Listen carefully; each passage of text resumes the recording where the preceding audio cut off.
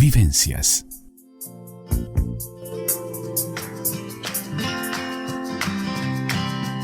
Niré te cuenta. La columna de Niré Collazo en Vivencias. Ya estamos con Niré te cuenta, la columna de Niré Collazo, para hablar hoy de Francisco Paco Spínola.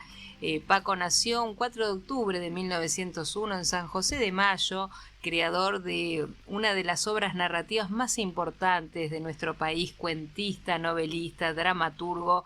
Perteneció a la generación centenario, generación del 30, un grupo generacional de artistas, principalmente escritores uruguayos que florecieron por 1930 cuando se cumplieron 100 años de la jura de la Constitución en Uruguay en el año 1830. En esta generación se encuentran autores como Juan José Morosoli, Justino Zavala Muniz, Liber Falco, Roberto Ibáñez, Clara Silva, Esther de Cáceres, Juana de Ibarburú, entre otros, todos nacidos entre 1895 y 1910. Muy bienvenida, Niré, muy buenas tardes, ¿cómo estás? Muy bien, bueno, me alegro mucho que el estudio tenga vida presente de vuelta. Bueno, nos animamos a venir y te estamos esperando cuando tú veas que ya estás decidida. Bueno, hay que esperar un poquito el invierno y cómo va evolucionando todo esto, pero te tendremos pronto, eso es importante. Sí, estaré pronto ahí. Yo recuerda que tú eres chiquita y yo no, entonces por eso me quedo en casita. No, está muy bien, hay que cuidarse, hay que cuidarse. Hay que cuidarse, muy bien. Bueno, ¿qué autor hoy, ¿Qué autor? Además, te lo ubiqué dentro de grandes autores. ¿Qué particularidad, qué características, a qué época pertenece? Empecemos por eso yo ubiqué un poquito en esa introducción grandes autores que compartieron con él, ¿no? Sí, que me pareció muy buena la introducción porque da como un pantallazo de un gran autor muy querido por la gente además, ¿no? Sí. Y podríamos decir que Paco Spínola, que así se le conoce, el señor Paco Spínola, como se le llamaba, sí. Ubicarlo en una época que, al decir de José Pedro Barrán, sí. nace en una época donde se afianzaba la cultura civilizada, sí. aunque todavía había elementos de la cultura bárbara. Momento en que el mundo se sucedían cosas importantes, cambios radicales como la Primera Guerra Mundial, las luchas obreras, el triunfo de la Revolución Rusa. En esa época nace él en una casa donde él tiene recuerdos, que también Carlos Maggi hace una linda biografía de él, y bueno, parecería que Paco recuerda desde muy niño, porque dice que sus primeros recuerdos son de un día, y que tendría menos de 3 años, que se acuerda que le estaba durmiendo y una prima lo saca de la cama, y era que había venido su padre de la guerra, que llegó con una herida, y él dice, creo que con un brazo en cabrestillo. No sé si en Masoyer le pegaron 2 balazos. Es una imagen corroída, pero me acuerdo.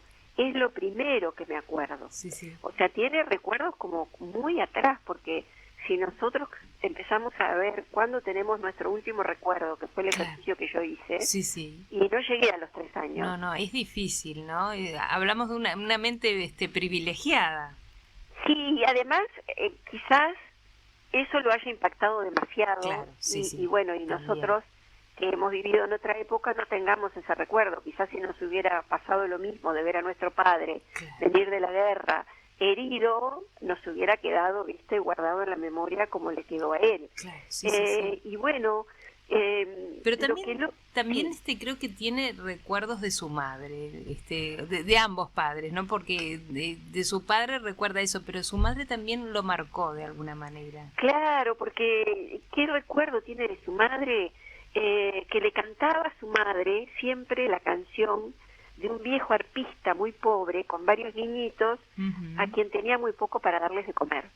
Una noche de lobos, en que el viejito llegó sin nada, sus hijos le decían, danos pan, tenemos hambre, danos pan. Desesperado, el viejito se pone a tañir el arpa, y los niños danzan hasta caer dormidos a sus pies para no abrir ya nunca más los ojos. Mientras que su madre le cantaba y le contaba, él apoyaba su cabeza en el vientre de su mamá y sentía como las lágrimas tibias de su madre caían sobre él.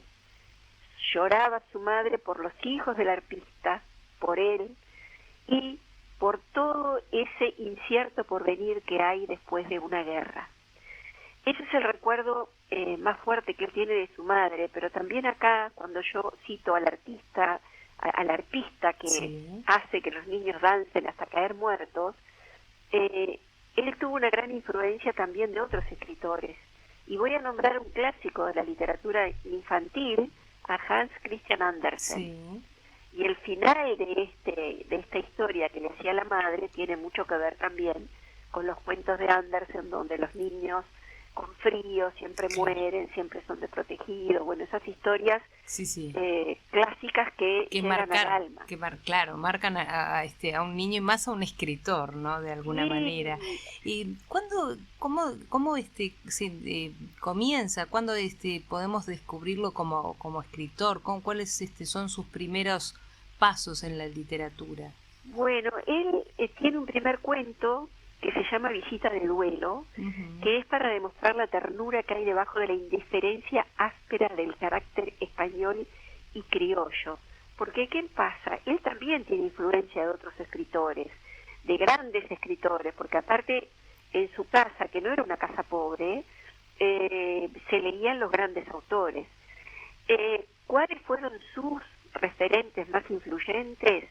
Gorky, o sea, Máximo Gorky, Sí. que es el seudónimo de Alexei Maximovich Peskov, que acá en Uruguay, mira, increíblemente tenemos un centro cultural que se llama Máximo Gorky, en la calle Charrúa.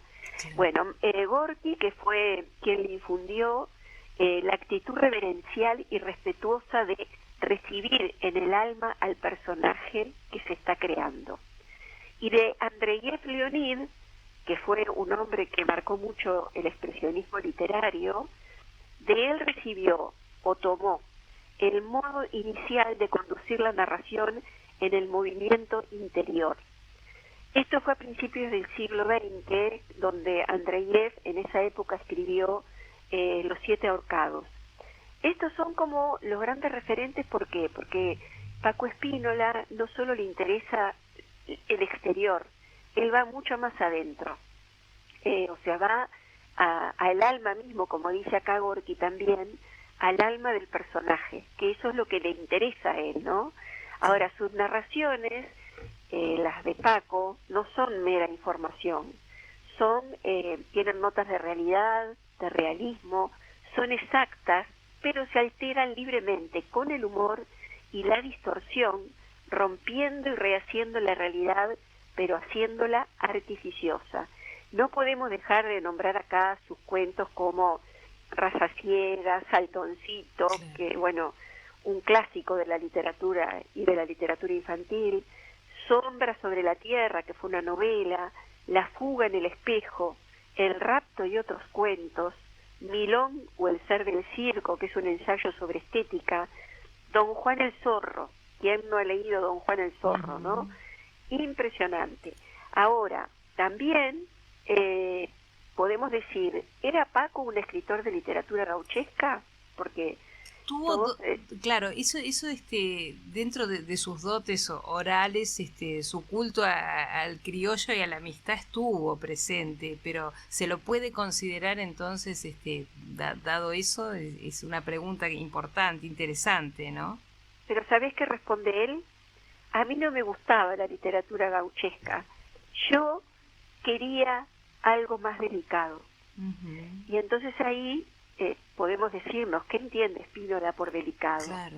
Dos cosas se entiende por delicado. Una, contar subjetivamente, atendiendo al mundo interior de sus personajes y no a la pura acción exterior, un poco lo que dijimos de Gorky, Claro. su referente. Y dos, contar con un cambio en el modo mismo de contar. Claro. Él quería que hubiera un cambio ahí, ¿no? Y bueno, también entrelaza en su obra la tradición de la vida campestre y la vida ciudadana de San José, que es su lugar de nacimiento. Su lugar de origen. Mire, tenemos que hacer una breve pausa, pero antes de irnos a la pausa tenés muchos mensajes. Voy a empezar a compartirlos porque quiero acá pasártelos. Qué lindo escucharte, un abrazo virtual, y te están escuchando de la zona rural de San José, departamento que está orgulloso de Paco, dice Marisa. Bueno, gracias. A Marisa. Saltoncito, hermoso, gracias por traernos a Paco. Fer, le mandamos también a Fer saludos. Gracias. Sigo porque tenemos más. Acá dice Paco, uno de los buques insignias de la cultura para los maragatos. Aquí estamos atentas, escuchando, encantados. Un gusto, profe. Son alumnas tuyas, muy queridas, y están desde que empezaste. Acá Juanita también de Casa Cuento, esperando escucharte desde el taller de literatura. Hicimos un taller a nuestro Paco, gracias Niré, muy buen escritor y muy buen narrador. Y siguen, Silvia de Tacuarembó también te manda saludos, y nos tenemos que ir a la pausa, pero bueno, los voy a seguir compartiendo, Niré, porque está a rojo vivo. Tus fans. Bueno, hacemos una breve pausa y continuamos con Niré te cuenta, la columna de Niré Collazo, descubriendo este maravilloso autor Paco Espínola.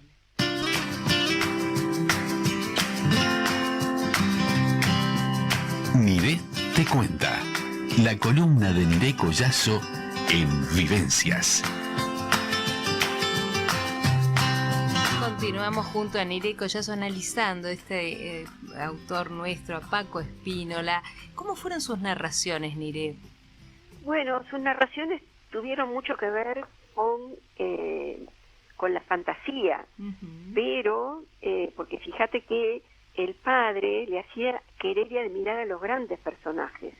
Podía ser el 93, por ejemplo, de Víctor Hugo, o los poemas homéricos, o el canto sexto de la Odisea en la versión de Hermosilla, y el Cid también, o pedazos de Balzac, aunque de los autores él ni se enteraba de quiénes era, pero sí de esos hombres imponentes que le hacía conocer, que Paco temblaba de admiración y de angustia, dice, cuando escuchaba a su padre contando aquellas historias, ¿no? Que además su padre le decía que él lo tenía como un héroe de la guerra, y le decía que él también tenía que ser un héroe.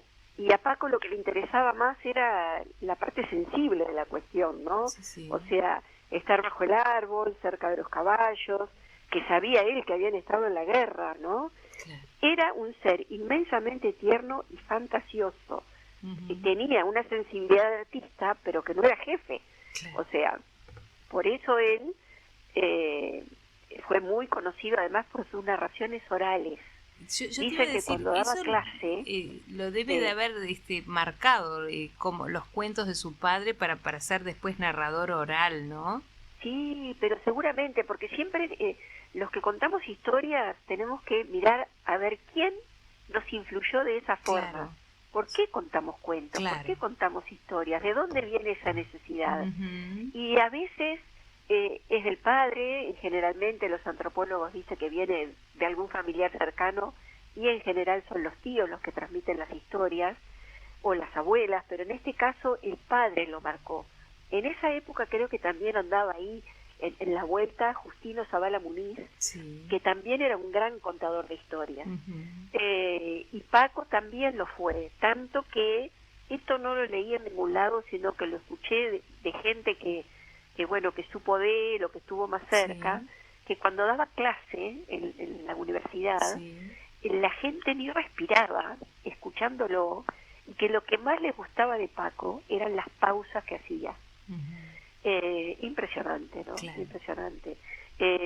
Yo tengo como una sorpresa que vamos a ver si sale, porque me gustó esto de escuchar la voz de Paco, del mismo Paco, en el cuento Rodríguez, que es uno de sus cuentos más conocidos y preciosos. Más conocidos de él, ¿no? Sí, sí. Que ustedes saben que el Sodre tiene un archivo de la palabra, sí, un museo de la palabra, donde ahora no sé, pero hasta hace unos años uno iba y podía, buscando ahí en un catálogo, en un índice que ellos, sí, tienen, elegir el autor, inclusive uno en esa época dejaba un CD, ahora capaz que es otro formato, claro. y te grababan sin costo el autor que uno elegía, ¿no? Claro, Hay sí, discursos también, bueno, y está Paco ahí. Claro, sí, porque él dejó como un fonograma coproducido por el Sodre, por allá por el año 1962, ¿no? Sí.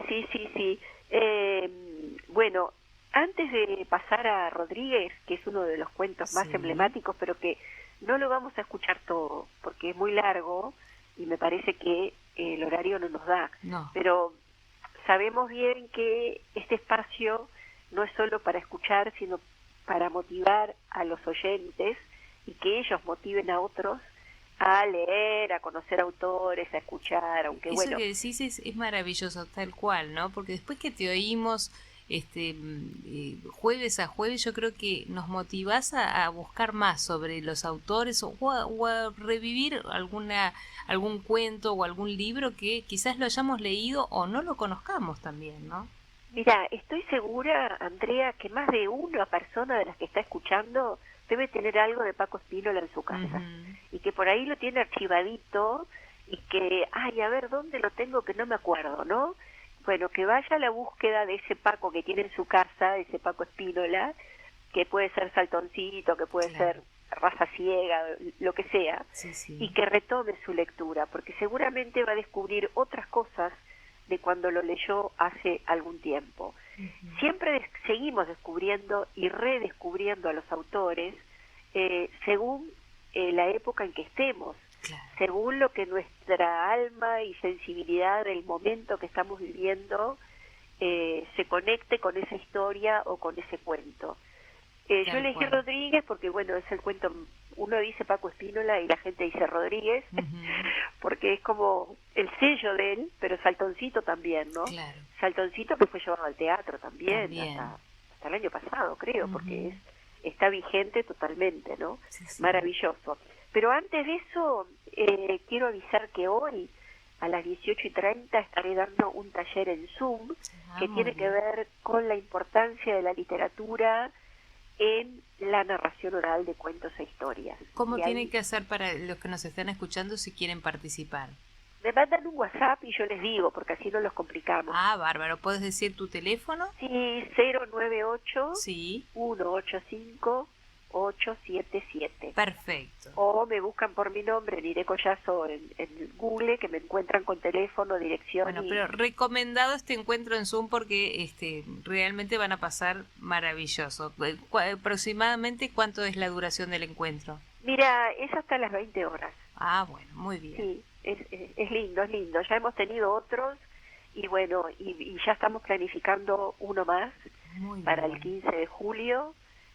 Hoy es 2, para el 15 de julio también con alguna sorpresa del exterior. ¡Ay, qué lindo! Bueno, iremos adelantando entonces. Sí, vamos a ir adelantando.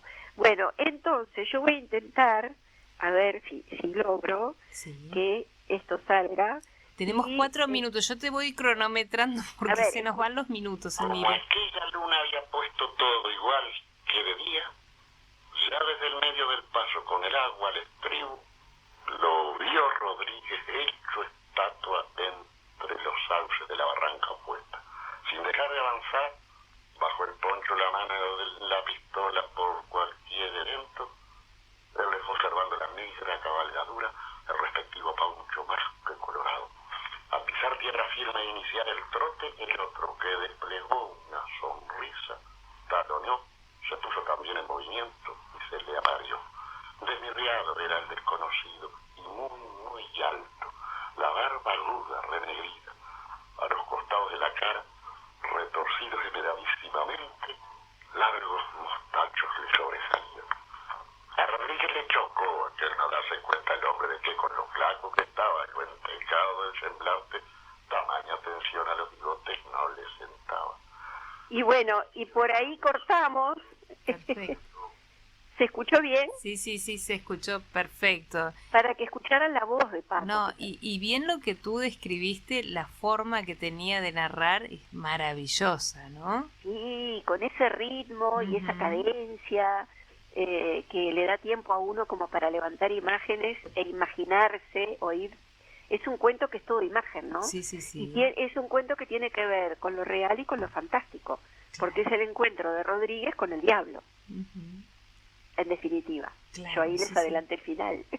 No, bueno, igual lo pueden leer. Sí, acá... lo pueden leer, lo pueden buscar en YouTube. Paco Espínola está en las redes, fácilmente lo encuentran y los invito a que lo lean. Acá un oyente te dice: buenas tardes, gracias por rescatar a Saltoncito, estaba perdido, dice, en mi memoria.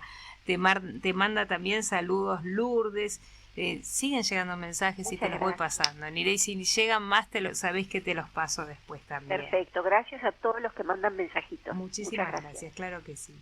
Y estamos en el último minutito, no sé cómo querés cerrar esta columna, Nirey. No, a mí me gustaría cerrar con un mensajito así de solidaridad en estos momentos duros que estamos viviendo. De que si vemos a alguien con frío, con hambre, no escondamos la mano, por lo menos un platito de comida. Claro. Acá en mi barrio, por ejemplo, el sábado están vendiendo tickets en la Biblioteca Popular de Shangri-La para ollitas de lentejas, para que coman. Compramos el ticket a 200 pesos y todos colaboramos después con las ollas o con las bandejas que van a otras personas que más lo necesitan, ¿no? Claro. Así que bueno, el que viva por la ciudad de la costa, si el sábado se quiere arrimar de 11 a 12 a la Biblioteca Popular de Shangri-La, por 200 pesos va a tener un tupper que donaron también, recipientes que te lo podés quedar después, claro. De guisito de lentejas, muy bien hecho, que creo que es está cocinado por el cocinero del Club Nacional de Fútbol. Muy bien. Que ahora no me acuerdo el apellido. Así que los que estén por ahí cerquita en la ciudad de la costa, porque es todo muy cerca, pueden entonces estar el sábado por la tarde. No, el sábado de 11 a 12. De 11 a 12. Tickets, acá, que es en la calle Venezuela, frente a la Escuela Venezuela, perfecto, en Shangri-La. Y después el otro sábado es la entrega de los tuppers con el guisito de lenteja que iremos a buscar para compartir con los que más quieran o con la familia, cada uno. Bueno, lo volvemos a recordar, si te parece, el próximo jueves para que todos sigan participando. Y bueno, muchas gracias, porque me parece muy buena la idea, Nirey, de seguir, de solidarizarnos en un año tan difícil. Sí, es un año duro que tenemos que, bueno, con la palabra, con los cuentos, con una palabra de aliento, de caricia, de contención hacia el otro, también podemos ayudar sin necesidad de tener tangible, digamos, ¿no? Claro, o sea, que no se olviden de eso, que una palabra, no digo no bastará para sanarte, porque no basta para sanar una palabra, pero sí para pasarla mejor. Claro. Entonces, invito a todos y a todas a que bueno, que no den vuelta a la cara, que una palabra de aliento, una palabra de esperanza. Y un plato de comida, que en este caso lo que acabas de compartir también es tan necesario con este frío, ¿no? Así que gracias por compartir esta columna y esta información que es tan necesaria, Nirey. Muchas gracias a ti, Andrea, por el espacio, y a toda la audiencia, que yo sé que son muchos los que te siguen y además los que siguen este espacio con mucho cariño. Muchas gracias. No, gracias a ti. Nos reencontramos, Nirey, el próximo jueves. Un beso y muchísimas gracias. Vivencias.